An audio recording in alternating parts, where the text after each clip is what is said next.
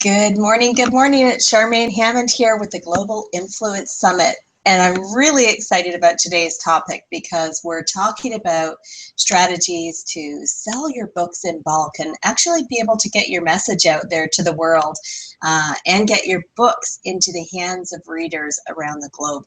And before we dive in here, I want to let you know there is a link on the chat box right here, globalinfluencesummit.com/bulk, B-U-L-K.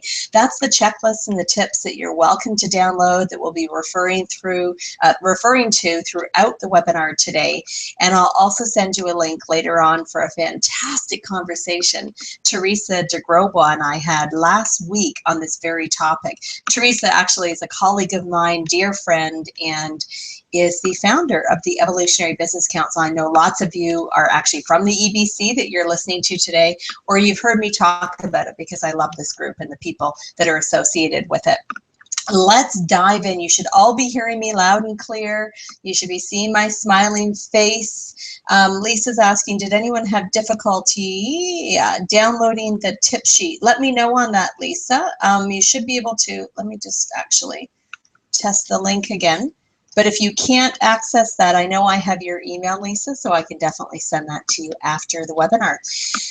All righty, let's dive in. I'm going to try and do some screen sharing today as well so that you can see the PowerPoint slides.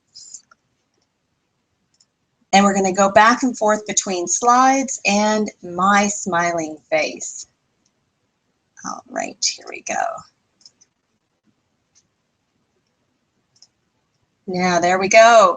Let's talk about making money with your message by selling your books in bulk. Such an important conversation. And as we get started, I would love to hear from any of you that have actually successfully sold books in bulk. I know that lots of you have done that. Annie says, I'm having difficulty as well. Okay, I will get that to you guys afterwards. And my apologies for that. I'm not sure what's going on, but we will get you the handout for sure. And can you also type in the chat box while I've got you in the chat box? Can you type in the chat box if you can see my slides? That would be awesome. All right. You know, in terms of today, what we want to talk about is why you want to share your message with the world by selling your books in bulk. It's not just about the number of books that you sell. It's really about the number of lives that you touch, and that's what's really important. So why are we doing this webinar today? Are you in the right place? Is this particular topic for you? I think it is, because we want to have you selling your books in bulk. Now, let me just take this off screen share here because it's doing something weird. Sorry about that, guys. All right. So in terms of selling your books in bulk, why are we doing this? Because it's so much easier to sell 10 books than one book. And I learned that early on. It's so much easier to sell 10 books than one book.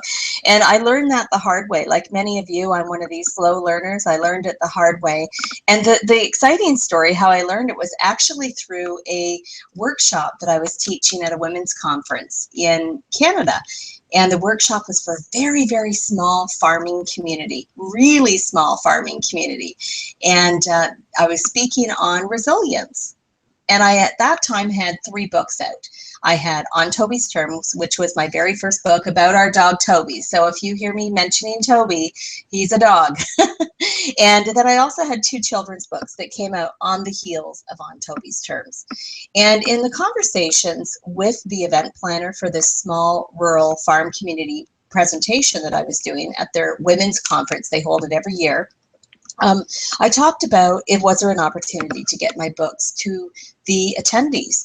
And they were going to set up some trade shows. And I thought, you know, conversion tells me that probably 10%, maybe 15% of the people in the room would purchase a book.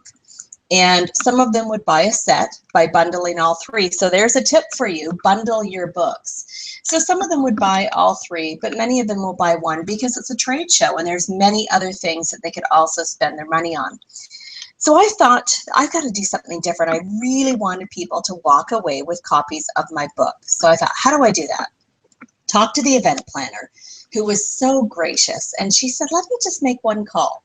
She picked up the phone called a local veterinarian in her community. Now remember, this is a really small community, a couple of thousand people. That's how small it was. She phoned the local veterinarian. He loved the idea of sponsoring books, and he bought one copy of On Toby's Terms for every single person in the audience. It was just under 300 books, which was amazing.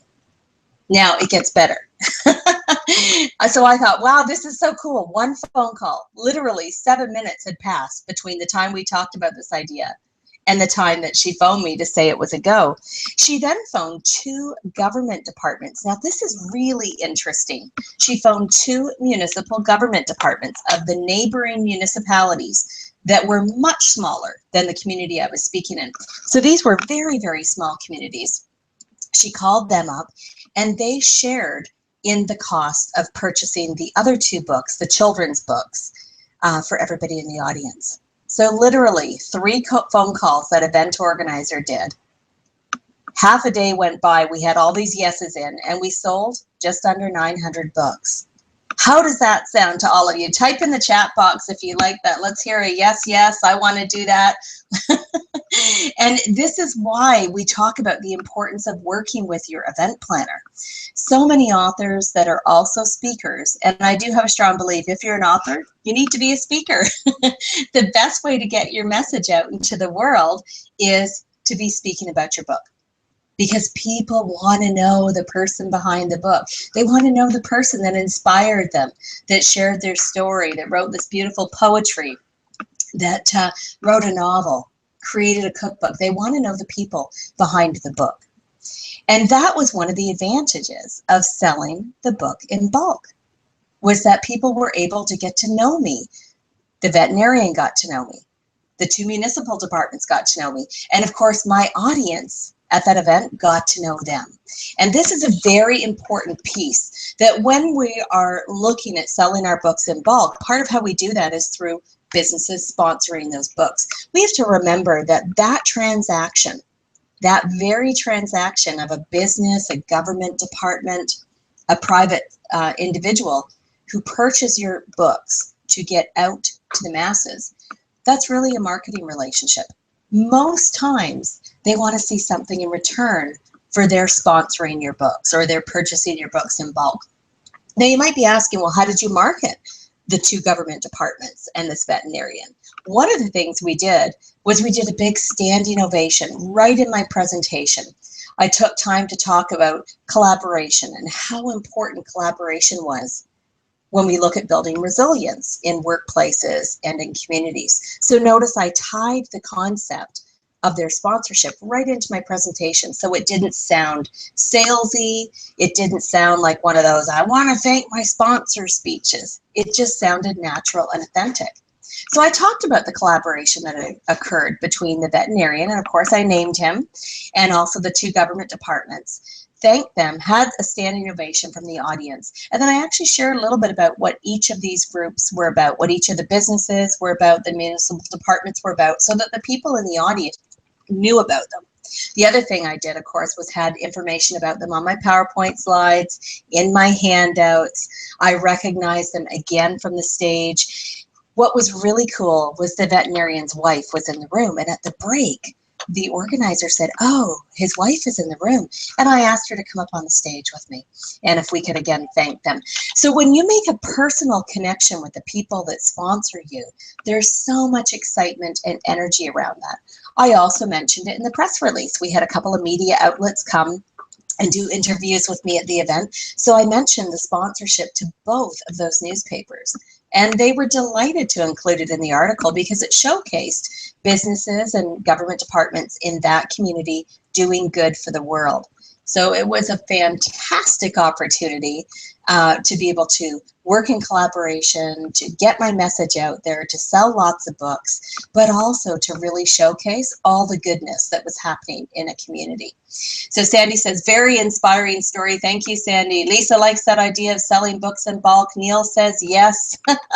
And Annie was saying, I can see the slides. Perfect. So I'm going to keep going back and forth between them. So I want you to all think about right now, what are some groups that you know of in your community It could be a business. I shared a municipal department. I shared a story of a veterinarian clinic. What are some groups in your community? So don't think, different cities, different states, different provinces, just in your local community. Who do you know? Who would be a business that would be a really good fit for your book? So I know Annie, who is an amazing travel writer, and Annie just got back from Ireland. She had the most amazing trip. She's got some really cool stories because she has a beautiful book about her journey surviving cancer. She's a beautiful writer, and she has deep, deep connections in the travel industry because she also writes about travel. And she has this beautiful way of marrying her story with travel. So who do you know, Annie, in your world, in your location, your locality, that might have an interest in your books? What about for you, Neil? Who would have an interest in your book? Same thing for you, Lisa. We're actually going to talk about Lisa's book a little bit later in the slides. I have some slides about Lisa's book. So who do you know? Type it in the chat box if you have an idea. I'm going to give you another example of a similar case where we sold copies of my GPS Your Best Life in just a moment.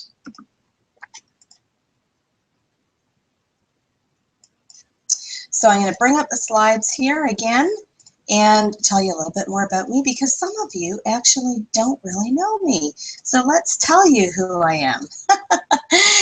So I am a professional speaker. My audience is primarily corporate, really. My audience is corporate, and I speak on the topics of leadership, team building, resilience, and conflict resolution. Now, the interesting story is that I spent the first 10 years of my life behind bars. Not my life, actually, my career life. The first 10 years of my career life behind bars. Now, some of you might be giggling because you know the story. Others are thinking, what? Who is this person who's doing this webinar?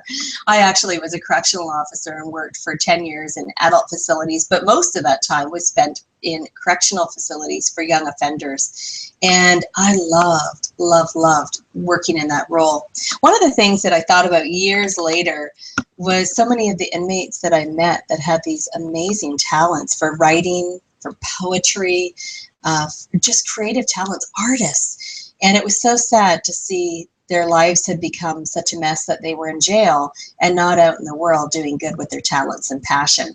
And I heard a story recently that one of the kids that I worked with years and years ago, so this would have been about 1984, that's how long ago it was, he later went on, he was an incredible writer and artist, and he used to draw these pictures and then write a story to it. It was kind of an interesting way to approach things. He didn't start with a story, then do the illustrations. He worked the other way. And I was cleaning up one of the boxes of my keepsakes one day recently and saw the book that he had written. And I later heard that he actually went on to do a drama group and an artist group for high-risk kids. So that was a really good news story. But what I love about that story is that it's so important for us to be sharing our passion and purpose with the world. Now, as a corporate speaker, I work with all kinds of audiences, government, with correctional facilities, healthcare, education, with a lot of government departments, all three levels of government, federal, provincial, and municipal. I work with author groups as well and writers. Because of the fact I have 5 books and I'm featured in 6 others, I also get the opportunity to work with lots of authors and entrepreneurs around the world. I love what I do, and I'm passionate about sharing this information. So today we're going to talk about what I've learned about selling your books in bulk. Now, Lisa says, hey, great idea, Lisa. Lisa says the question that I asked about who do you know in your location. So Lisa said chambers of commerce. They are fantastic. Let's just talk about those groups for a minute.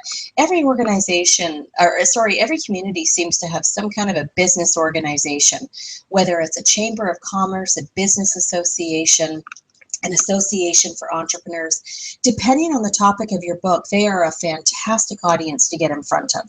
For speaking, they're also a fantastic audience to get in front of for sharing your book. So I've done things like had copies of my book available as swag or door prizes at business events. And here's the cool part, I didn't pay for those books. I had sponsors do that. They would purchase copies of books. Most likely, those would have been by the box, not by the trunkload, but where I would have a business sponsor 30 books. 32 books actually were in a box of On Toby's Terms and GPS Your Best Life. And they would actually give those out to people as they were coming to the monthly meeting. Lisa also says, women's leadership groups, a great fit for your book, Lisa, which you'll see later when we put the slides up. It'll make sense to everyone. And new entrepreneurs, fantastic. And now this audience might not fit for all of you, because Lisa's book is a great fit for new entrepreneurs, people in the business world, people that are seeking a new role in their career and life. Now, that may not be what your book's about. I'm just going to talk about Jean Kay, a dear friend of mine who is just an amazing poet. And I just have to share, did you know that Jean Kay has written one poem a day? She hasn't missed a day for years and years. She's written thousands of poems, and she has a routine where she gets up in the morning and she's inspired by something and she writes a poem.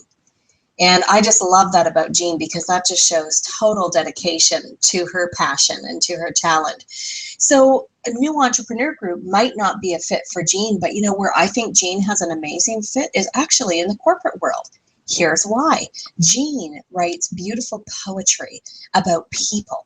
And I was thinking, wouldn't it be great to be at your employee anniversary, your 25-year anniversary, you've been with this company, and you get a beautiful poem, personalized, customized, all about you, that's written by Jean. I thought that would be kind of cool. So Annie says to the question, online communities of women, baby boomer women. Yes, and you know, Annie, there is a lot of media out there right now in terms of radio. I've been on quite a few radio shows related to baby boomer women. Also, women experiencing menopause, women who travel. So again, you've really done a great job here, Annie, of niching your market down. This is really critical when we think about selling our books in bulk. We have to do what Annie and Lisa have just done here, and they've niched down their target audience and their who's going to read their book, the people who are going to buy their book.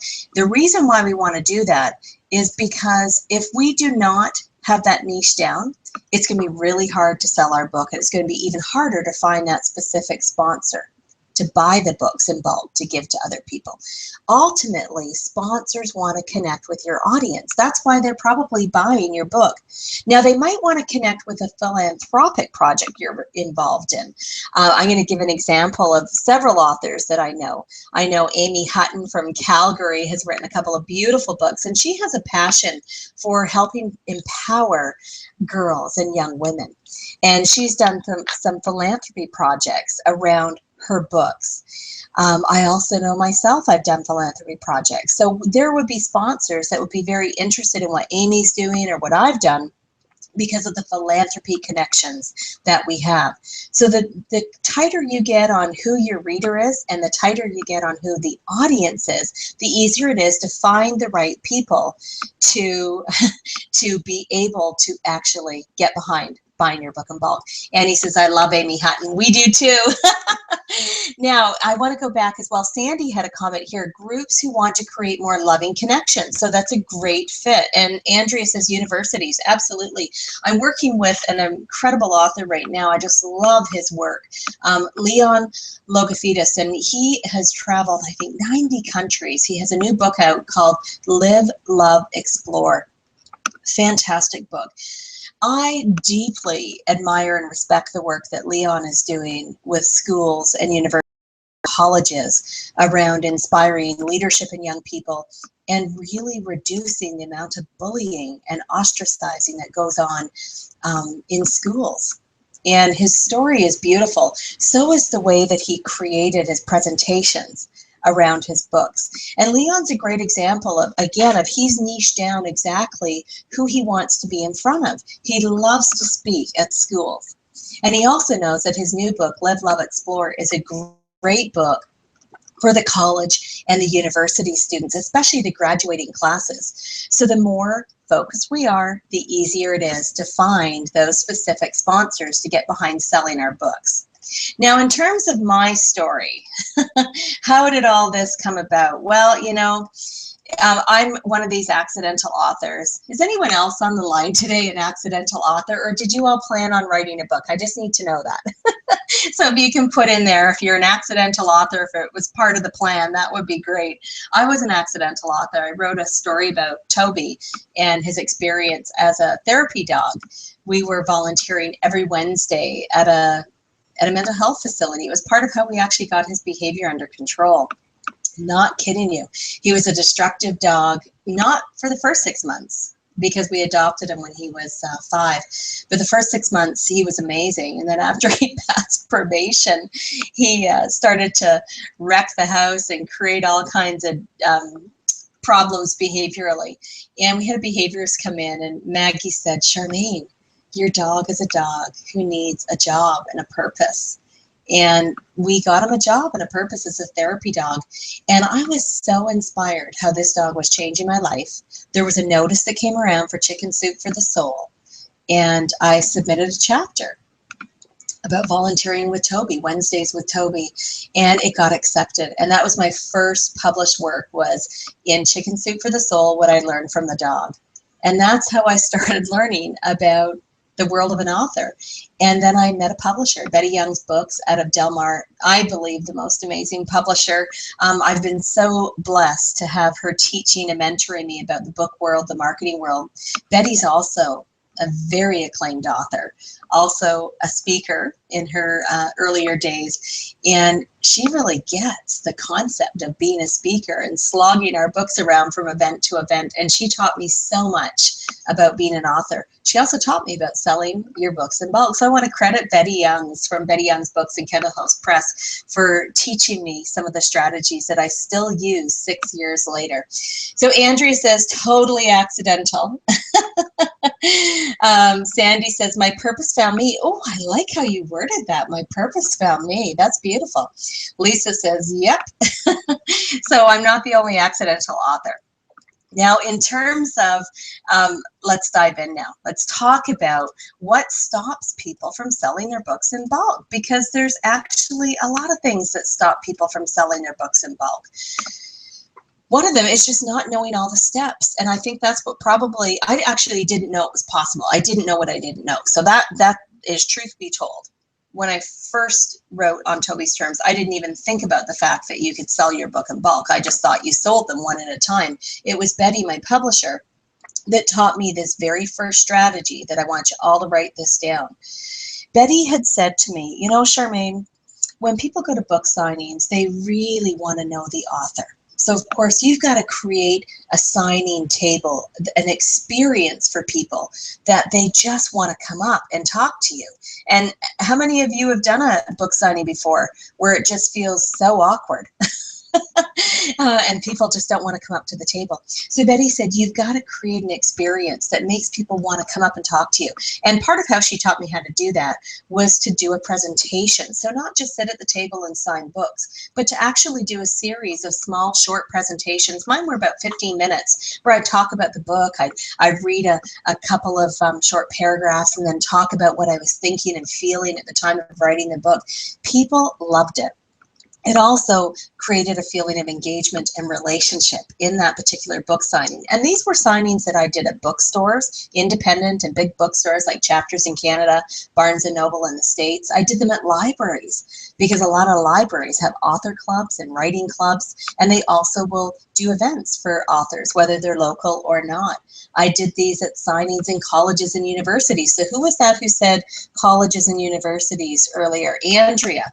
Book signings in colleges and universities are great to do. I actually did one at my alumni. Here's a juicy tip on this whole concept of book signings that create engagement. I want every one of you to put on your book marketing plan and your book in bulk selling plan that you're going to reach out to your college or university alumni. So I have a couple of colleges that I went to and a couple of universities that I attended. And all 4 of them have been incredible marketing champions for my books and for my events. They've all featured me in their alumni news, in their alumni magazine. And what's really cool, when I attended the University of Waterloo, I did my whole degree through correspondence. I never recommend that to anyone, by the way.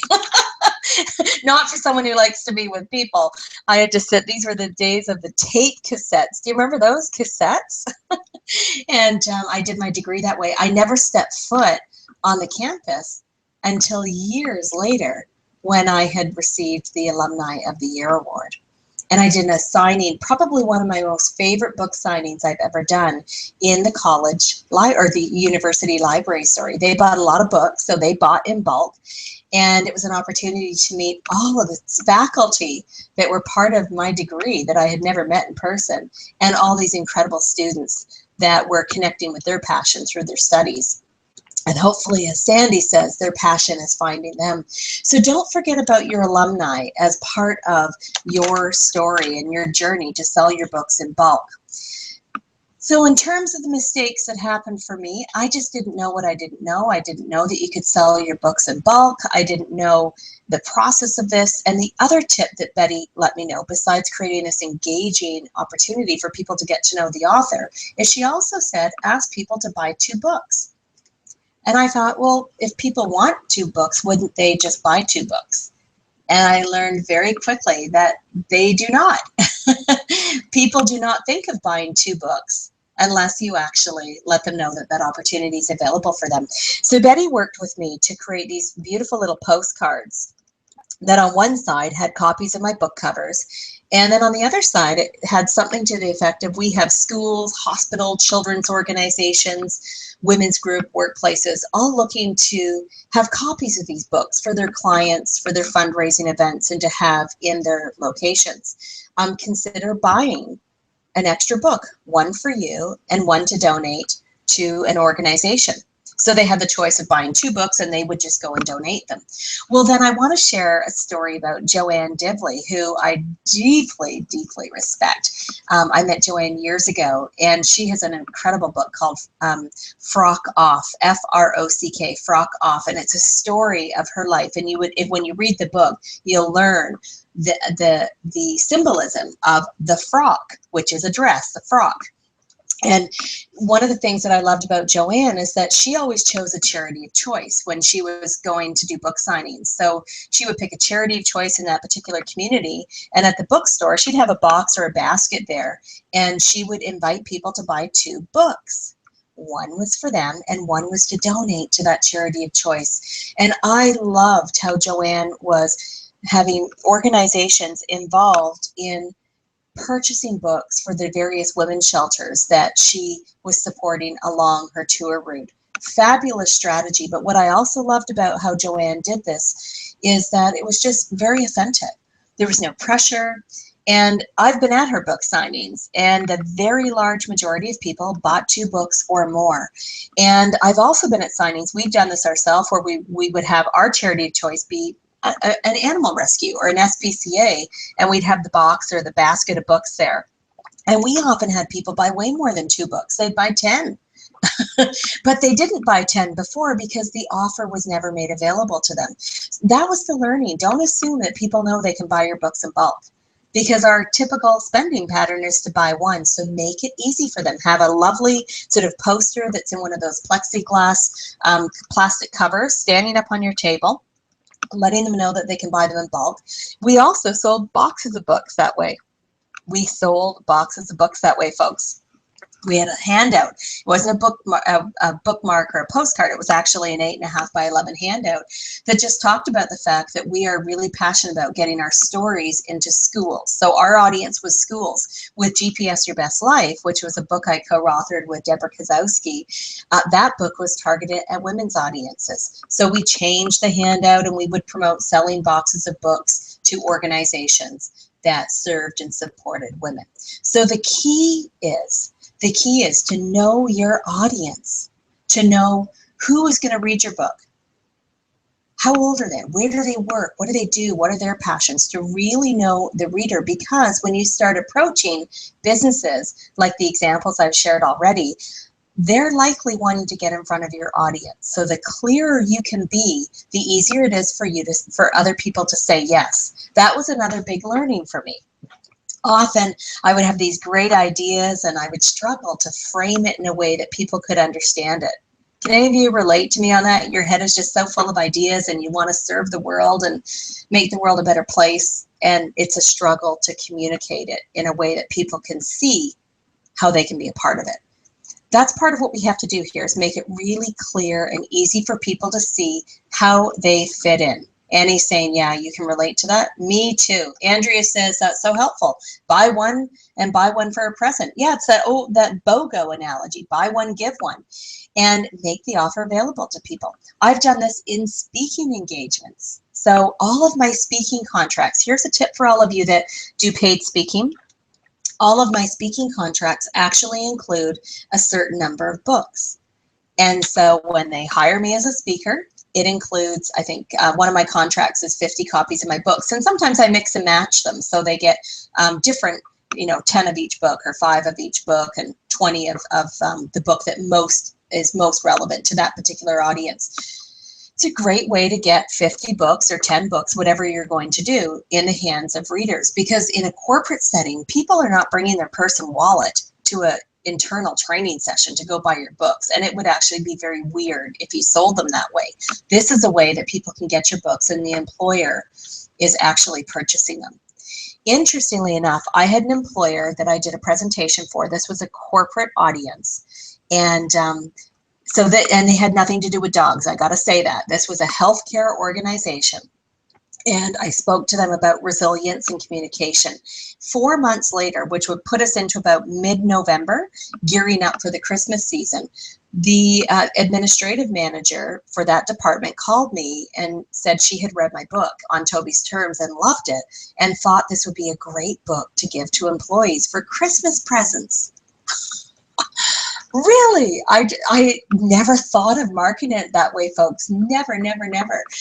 And she said, this would be a great book for Christmas presents. So initially, she bought one for everyone who was in the training program. There's about 30 people that day I spoke for them. So they bought 30 of them, and they were going to be Christmas presents. Well, by the end of the week, she had good gossiped about this in the workplace. By the end of the week, 2 other departments had called me back. We sold 175 On Toby's Terms books to that client that had nothing to do with a dog. They loved the story because the story is not about dog training or anything like that. I'm not a dog trainer. The story was about how one dog changed my life. And we rescued a dog who really rescued me. That was the story.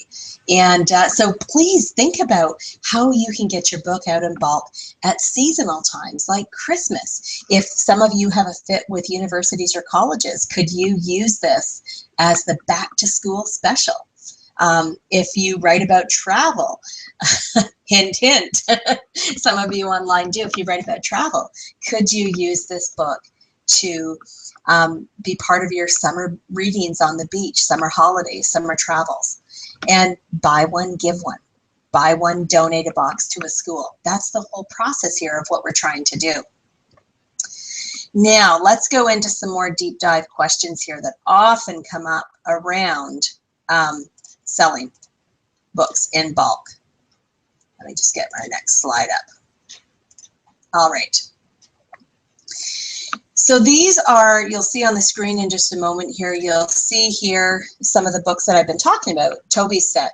We bundle them up as a family set. We've also called this the dog lover set. We've changed the title of it. We've called it the school set because the 2 on either end, the bookend books that you can see, they're children's books and they're really great for elementary school. And the book in the middle is an adult book. Bundle your books if you have more than one, or some of you actually have a book and a product. Give you an example, Diana Bose, who is a dear friend of mine, she is in the Evolutionary Business Council. She has a book and she's also created a journal. It's beautiful. And she's also an artist. Diana is so talented. And she has events called Fabulous at 50. Now, I want to shout Diana out because this was another cool way that I sold my books in bulk. And I really want to just extend deep gratitude to Diana Bose for providing me the platform to do this and test this. Diana has these events called Fabulous at 50, and they're phenomenal events for women, the baby boomer women. Now, I wasn't quite 50 at the time I was collaborating with her. but she let me into the club. And Diana has actually been a sponsor of mine for years. I have more than 40 sponsors I've worked with, and Diana has been one for a long, long time, since my first book came out. Now, one of the things Diana worked with me on when we had On Toby's Terms, I was speaking at one of her events, and she thought, wouldn't it be great if we could get some sponsors to buy the book, because there's a huge lineup to get into Diana's events. Huge lineup. Hundreds of women that come early to get the swag bags and get into that event because it's so much fun. And I connected with Deborah Karash, who is the owner of Verve Salon and Spa in Edmonton. And that was the spa that I went to, the salon I went to, and she became a sponsor. And in addition to being a sponsor for me and a sponsor of some of my events, Deborah purchased copies of our books to provide to people in the lineup at Diana's event. What an amazing example of collaboration. And then we bundled the books at the event. We bundled the books and sold them that way, and deeply discounted the second set. So buy a set, donate a set. And the second set we discounted, so it made it really affordable for people. We've also worked with Rotary Clubs. Now, Rotary Club may not be a fit for all of you, but it sure has been an amazing fit for me. I love Rotary Clubs. They are an international service club organization that raises funds to make the world a better place. They're involved in polio reduction. They're involved in literacy projects, bully prevention projects, leadership projects, community improvement projects, and the list goes on. They also have usually weekly meetings where people need to present because they've got these weekly meetings where they have to have speakers. And I made my speaking tours and book launches I guess, inclusive of Rotary Clubs. So whenever we were traveling, we would connect with the Rotary Clubs along the route to do a presentation. And often they would purchase copies of my books in bulk to donate to schools, to local charities. We had one Rotary Club that bought several boxes of book in bulk, and then they sold them as a fundraiser to raise money for certain charities. They were doing a fundraiser for an animal rescue, so they bought my books to sell, to raise money for a charity. So really interesting. I'd never thought of that angle either until the gentleman from Rotary Club had mentioned it. So you can look at service clubs. Rotary Club are a fantastic example. They have them in many, many communities, thousands of communities around the world. Soroptimist Club. Some of you mentioned that your audience was women. Soroptimist Club is a service club for women. They support building dreams for girls and building leaders, leadership skills for young women around the world. Again, they're international. There's also Optimist Club, who has a real passion for supporting students, universities, colleges. The Rotary Clubs also have an extension of their international club called Rotaract and Interact. And Rotaract and Interact are the college and high school level service clubs. Isn't that amazing? They've got service clubs for young people to learn about philanthropy and changing the world, making a difference, leadership. So service clubs are a great way of actually building your selling your books in bulk plan. Now, what else do we have? We've actually had pet stores collaborate with us, pet retail stores, so they sell leashes and dog foods and treats, everything that people need for their pets. That was a fit for my Toby books, of course, wasn't a fit for GPS Your Best Life. And my eye doctor. This is why who you know is so important. My eye doctor actually purchased boxes of books to give out to his patients. Isn't that cool? He purchased copies of my book to give out to his patients. And the other thing that was really cool is that he also made those available at an event that I was having on my speaking and book tour. Now, what about who we know, like our financial advisor? How many of you have people that you deal with for your insurance or for your finances? Our financial advisor purchased copies of GPS Your Best Life to give away as Christmas presents to her clients. She purchased copies of books to actually donate to some schools. She purchased all of the Toby books and donated those into a number of different schools. And GPS Your Best Life has also gone into women's organizations. So the theme here, you're probably picking up on who you know really matters. I'd like everyone to just take a moment here. This is an opportunity for an exercise to just take a moment and write in the chat box, who do you know? So this is a business that you know the person's name. You have a relationship with them, your eye doctor, the coffee shop you go to all the time, the person who books your travel, your hairstylist, your dentist. I just want you all to write a few ideas of who you know and have a relationship that might be interested in buying 5 books to give away to clients, or 3 books to have in their waiting room, or 30 books to give away as Christmas gifts to their clients. So let's just give you a moment here to type that in the chat box.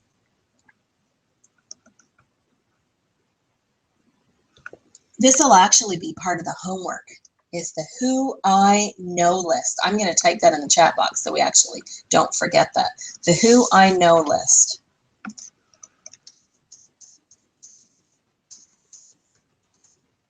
Oh, can't spell here. Homework. There we go. The Who I Know. Credit union. Awesome, Sandy. That's actually, I just want to go there for a minute, Sandy, because I'm really excited about what you said. The credit union. Here's the really cool thing.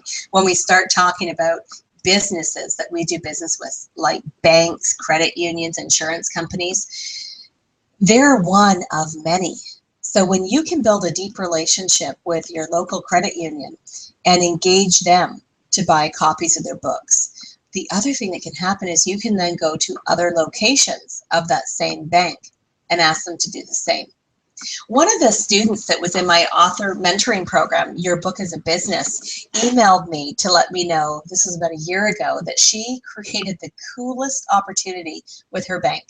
We had been talking just like we are today about opportunities to sell your book in bulk. And she went to her local bank, and what they did, she had a book, one that was for children and one that was for women. And she talked to the bank about when do you find that your bank has most women or women with children in it? And they figured out there was a couple of times where the bank tends to be busy with that population. And she talked to the bank about holding a story time in the bank, because her book really took, 10 minutes to read. It wasn't for the children. It was a really short read. The bank sponsored Cookie and Milks. And they bought books for everyone, hundreds and hundreds of books in the store. And she came back every Saturday over a period of time. I think it was about a month. So let's say 4 Saturdays, came back 4 Saturdays, and she would have 3 or 4 readings in that hour. The bank bought copies of the book, hosted this lovely little story time, and then actually gifted the moms with copies of her adult book. Isn't that incredible? One phone call, she went down and met with the bank manager, and this is what they created. She was then able to call the other banks, the other branches, along her speaking and book tour. So when she was traveling out of her immediate location, she would contact those banks and share what had been done locally to see if there was interest in replicating this in that specific community. And she had tremendous success with that. I just loved what she created. Annie says, CIBC, that's my bank too. That's a bank in Canada. Cops for Cancer. Great idea, Annie. And then Annie's also saying hairdresser, doctor, oncologist, alumni. Yes, yes, these are great examples. This is what you want to put on that homework list, because these are the places that we start when we talk about selling our books in bulk. Now, I'm going to give you a couple of more tips here. Actually, you know what? We're going to dive in and talk about Lisa. Are you still online with us, Lisa? Okay, we were doing a webinar, a Facebook Live on the Evolutionary Business Council page, and I'll make sure that I send you all the link to that video, because it was a great conversation that Teresa DeGrobo and I had. And I put out there that a couple people, I'm going to talk about some strategies for their books. So Teresa Young, who was also on, and Teresa and Lisa were the ones that immediately said, pick me, pick me. So we're going to talk about Lisa Dad and her book, Finding Fabulous, Paving the Path Between Paycheck and Passion. Love the title, by the way, Lisa. Kind of gives me a really clear picture of who this book might be for. And yes, Lisa says, I am here. Perfect. And then on the next webinar I do, I'm actually going to use my dear friend and colleague, Teresa Young, who is a Kijang. I might be saying that wrong, so I apologize in advance, but I have experienced her healing sessions and and exercises that she does. And I actually was speaking at an event in Toronto where Teresa did this beautiful grounding exercise. And I'll tell you, it was a real honor to go up and speak after she had done this energy work in the room, because the room was sort of in this transformational mindset. So we're going to talk about Teresa on the next webinar. So in terms of Lisa's book, so Lisa, I'm just going to get you to put in the chat box who your perfect audiences for this book. Like if you could narrow it down to the perfect audience to read your book and the perfect audience to get in front of, who would that be? And we'll just give Lisa some time to put that in the chat box. You can see the book on the screen here. When I saw the title, actually, I started immediately thinking of who do I know that would be a great fit for Finding Fabulous. Now, the title gives us some indication that this book is perhaps a memoir of Lisa's story. Between paycheck and passion, it kind of gave me the assumption that perhaps this is people who have left a corporate job to go pursue their passion, which is the story of many authors. And so this now opens up a lot of audiences. I can also think that this might be a great book for women.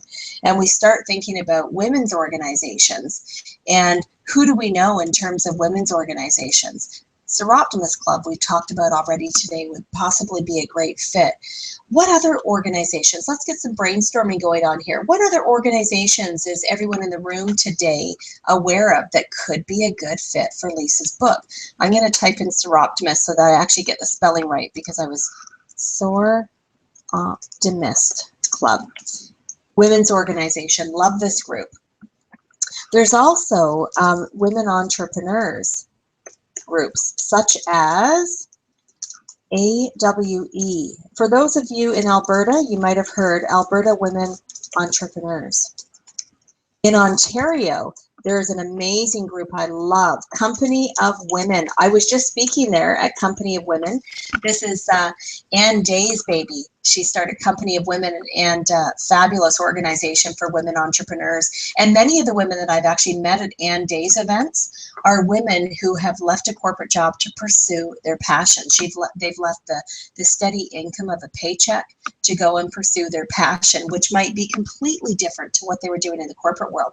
These are great organizations. So Lisa, thank you for your, I'm going to read what's on the chat box here so that if you're listening to the replay later, you'll be able to hear this. Lisa says her book is for women between the ages of 35 to 55. Excellent work, Lisa, on narrowing that down. She didn't just say women, because, you know, it's that women that are 18, women that are 70, really focus 35 to 55. So this allows Lisa to now certainly research organizations that provide services to women that are 35 to 55. It allows Lisa to seek out charities that support women 35 to 55. It allows her to seek out media outlets for that particular age group, such as there was a radio show I was on a couple of years ago called, I think it was Boomer Nation. It was a radio show for women that were just entering into the world of baby boomerhood or were baby boomers. She also says here, women that are 35 to 55, either professional or corporate. Successful, high achievers, lots of experience in their industry, but feeling dissatisfied where their life is, not knowing where to go. This is so helpful, Lisa, in terms of how you've really spelled this out, because again, this helps you narrow down even further the types of businesses that may want to get behind buying your books in bulk. And then we can use those strategic alliances that we have. For example, your financial advisor or your bank might actually be dealing with these people every day as a financial advisor or as a banker or as an insurance broker. This might be part of the audience that they serve, and there could be a conversation that happens between you and them to talk about collaborating. How could you work together? And Lisa also says, I think more women who have investment in what they've been doing so that there is more risk for them in changing, so more risk for them in changing, and yet they are too young to wait for retirement to be happy. beautifully said. So let's think about, does anyone know women's organizations, professional organizations that would be great for this kind of book that Lisa has? You know, I can also think of a lot of professional events. I just spoke at one. I'll just give you an example here, Lisa. Last week, I spoke at the Canadian Women in Public Relations event in Vancouver. Wonderful organization. I was so impressed with how this group set up the conversation. I was a panelist and there was 4 of us all together, and it was a facilitated dialogue about off-ramps that we have experienced in our life. So when women have taken time away from their career to pursue other things. So for some of them, it was pursuing a family. For some, like myself, it was taking time away from my career and business to go back to school. And then they talked about some of the challenges of managing that time between pursuing their passion and, you know, having their paycheck, and how do they blend the two. So a group like that could be an interesting group for you, Lisa, where you have these professional women, some that are starting out in their new career, because some of the women I met there, their original career was not in public relations. This was their second career. And that was really interesting for me to remember that often when we're promoting to a particular industry, it can be the second career in life. So Andrea's got some ideas here. MBA programs that are focused on entrepreneurship. Beautiful. And Lisa says, that's kind of perfect. My TED Talk is talking about turning points. I saw that actually, Lisa. I was doing some stalking of you online. And I saw on your Facebook page that you are doing a TED Talk. So let's do a woot woot for Lisa. That's a huge, huge accomplishment. And what a great way to market your book. I know you can't market your book when you're on stage at a TED Talk, but boy, oh boy, you can make some incredible connections between your book and your speaking. Andrea says, nice. Executive education programs. Fantastic, Andrea. I spoke at there's a lot of women in leadership programs. And here's an interesting angle for you, Lisa. Human resource groups may be a potential point of contact, because what I've been learning, and I've been hired to speak at many of these now, is that many corporations have a women leadership group. I just did a webinar about 6 months ago for Jacob Engineering. What they have done some beautiful work around developing women leaders. And it was fantastic to be on this webinar with leaders in this particular company from around the globe.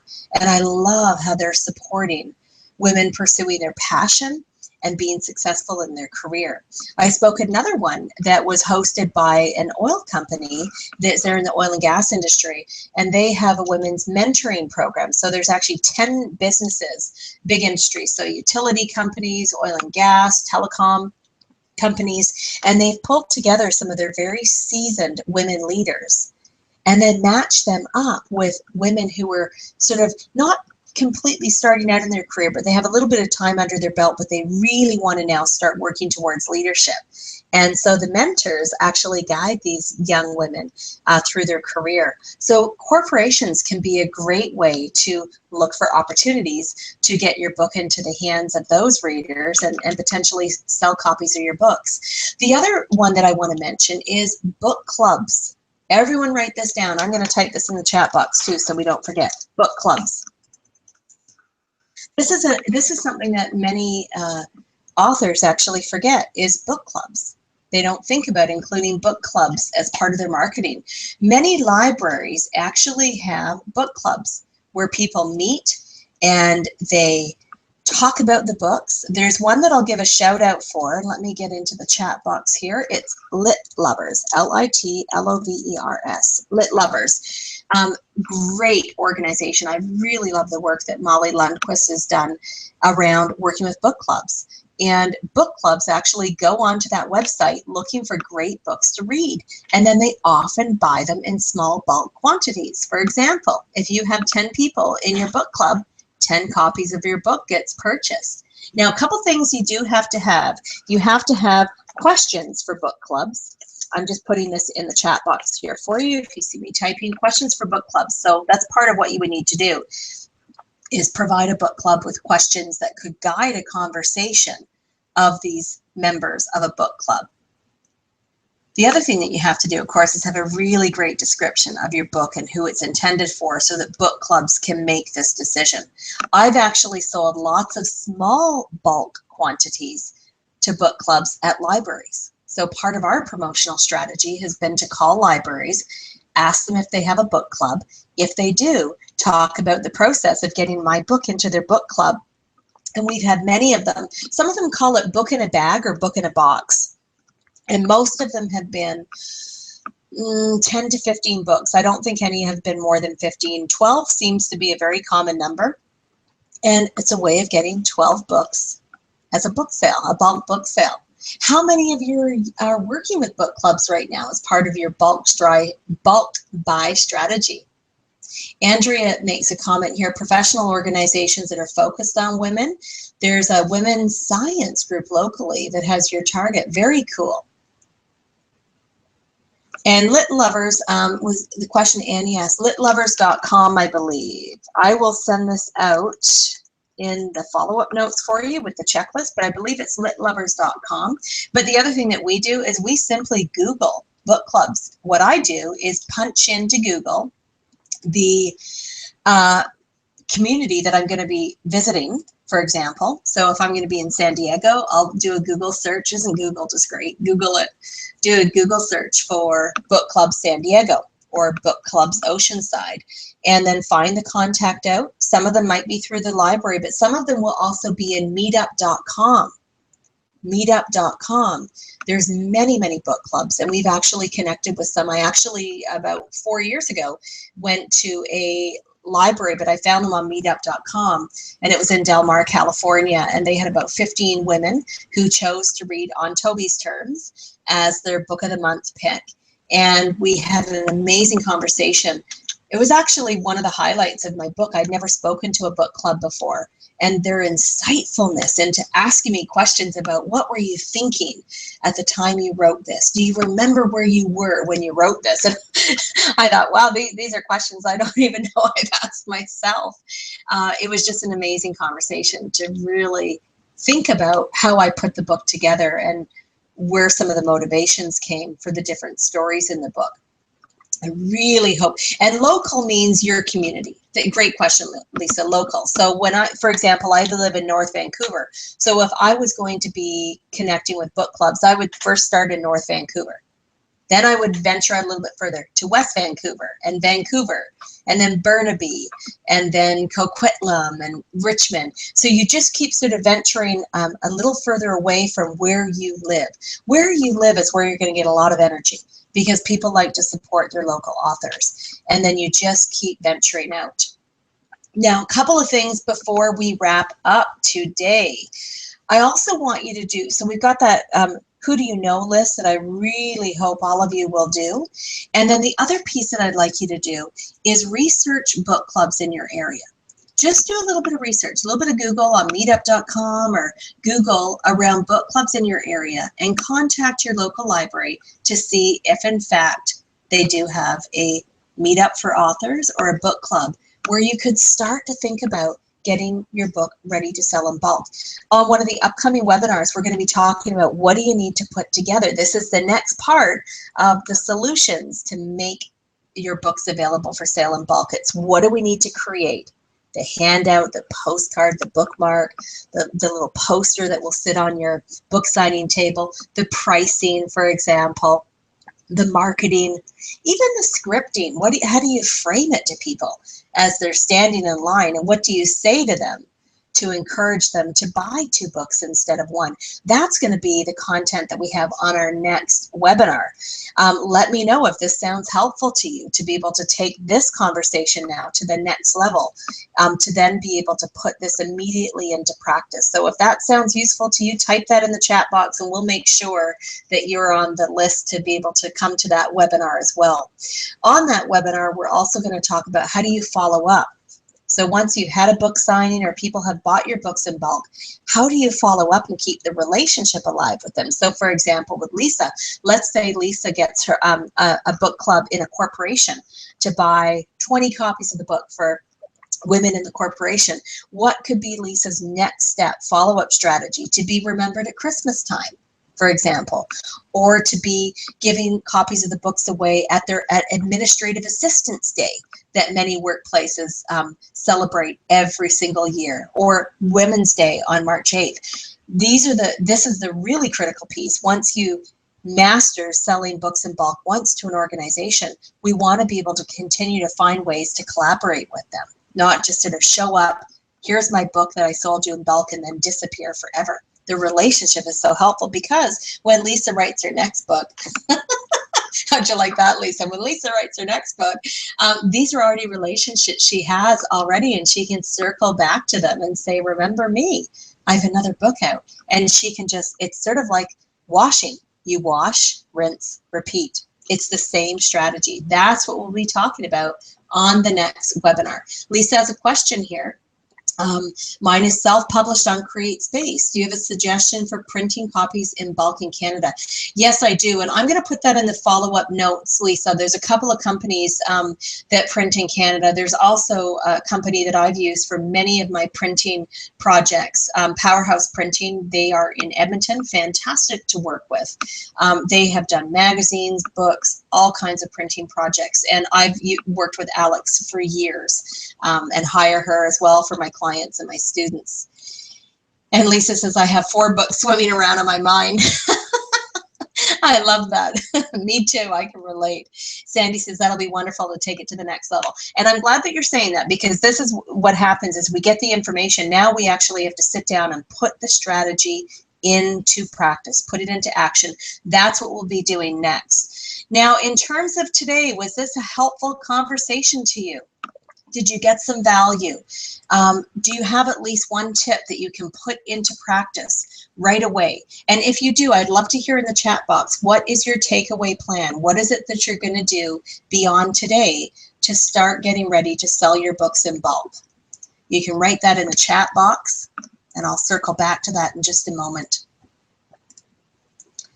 And I also want to share, I'm going to send everybody the link to the checklist that I talked about. My apologies for some of you having a tough time getting that, but I will get that to all of you. It actually summarizes what we've talked about today and some takeaway tips. And for some of you, you are joining us at the Global Influence Summit in Florida. We are going to be hosting, we meaning Joseph Ranseth, Teresa DeGrobo, and I are hosting the Global Influence Summit 2017 in Sunrise, Florida, which is just outside Fort Lauderdale. It's absolutely beautiful there, especially in February, if you live somewhere where it snows. We invite you to join us there. It's February 8th, 9th, and 10th. You will be surrounded by incredible influencers. The speaker lineup is off the charts. In addition to Teresa DeGrobo and Joseph Ranseth, Joseph is an amazing speaker on maximizing your message and creating a movement beyond your message. He also has taught many people how to be a TED speaker. And I actually sat on his webinar a couple of weeks ago. It was just stellar. Teresa is an expert on building influence, and her book, Mass Influence, has helped many authors build influence around their books. Dr. Sean Duperrin, also with Project Forgive, an amazing speaker, is going to be joining us. She was my media coach for many, many years, and a Nobel Peace Prize nominee. Isn't that incredible? Dr. Sean Duperrin, Colin Sprague, an incredible speaker on business, Harrison Klein, Marbeth Dunn, and Bob Berg, the author of The Go-Giver, a book I deeply respect. I've read it, I think, 3 times now. It's just that good. This is the event, but you know, the really cool thing about the event in February, the Global Influence Summit, is that you're able to start building relationships with these influencers well ahead of time. There is a price hike that's going to be happening on October 15th. So if you are joining us, you probably want to sign up before the price hike. And I can promise you it's going to be a phenomenal event. On the website, there's videos from people that attended last year talking about how this event transformed their life and helped them take their business to the next level. And that's the whole point of the Global Influence Summit. It's all about turning impact into action. So I hope to see you on February 8th, 9th, and 10th in beautiful, beautiful Fort Lauderdale area. And of course, we have a special gift for you. I have a special gift for you, and that is the handout that I'm going to be sending you all, the checklist. You can get that at globalinfluencesummit.com/bulk, and that is a checklist of everything that we talked about today. I really hope that you got some value. I'm reading the comments here. Lisa says, I'll be there. Woohoo, Lisa, that's awesome. Sandy says, very much she got value from this. Go to organizations who want to help but don't have the resources. Yes, I love that. By supplying books, you become their heroes. Beautifully, beautifully said. Lots of value, Lisa is saying. So I'm really glad that you got that. And again, come to the Global Influence Summit. It is going to be a phenomenal event. The other piece I want to offer you about the Global Influence Summit that you might not know is that this event has actually transformed. I'm just getting this up on the website for you here so you can see what this is about. This event has actually transformed people's lives. I was speaking on sponsorship at last year's event, which I'm going to be doing again this year. We're going to take a really deep dive into sponsorship.